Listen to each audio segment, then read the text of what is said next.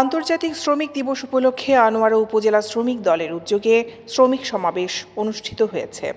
শুক্রবার 2 মে বিকেলে উপজেলার চাতুরী চৌমুহনী বাজার সংলগ্ন টানেল সড়ক মোড়ে এই শ্রমিক সমাবেশ অনুষ্ঠিত হয়।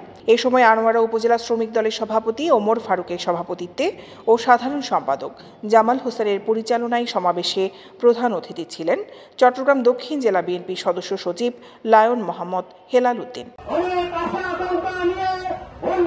প্রধান বক্তা ছিলেন দক্ষিণ জেলা শ্রমিক দলের সভাপতি শফিকুল ইসলাম চেয়ারম্যান। বিশেষ অতিথি ছিলেন দক্ষিণ জেলা শ্রমিক দলের সাধারণ সম্পাদক ডক্টর মহসিন খান তরুণ।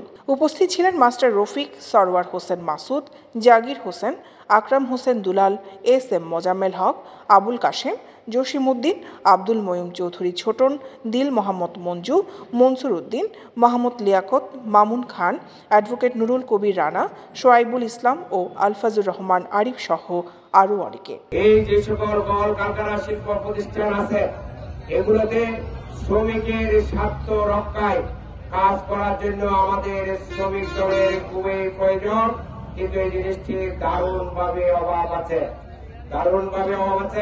কিন্তু এই সুযোগটা কাজে লাগিয়ে কিছু কুচক্রী মহল, সুবিধাবাদী মহল, কৃষিবাদী আওয়ামী মহল আর কিছু স্বার্থলোভী মানুষকে আঘাত করে, আওয়ামী দোষরদেরকে আঘাত করে এক জোটবদ্ধ হয়ে বিভিন্ন শিল্প কলকারখানা প্রতিষ্ঠানে আমার দলের নামে শক্তভাবে প্রতারণার মাধ্যমে বিভিন্ন অপকর্মে জড়িত আছে, যেটা আমি প্রত্যেকটা প্রতিষ্ঠানের হাই অফিসিয়াল ম্যানেজমেন্ট থেকে অবহিত আছি।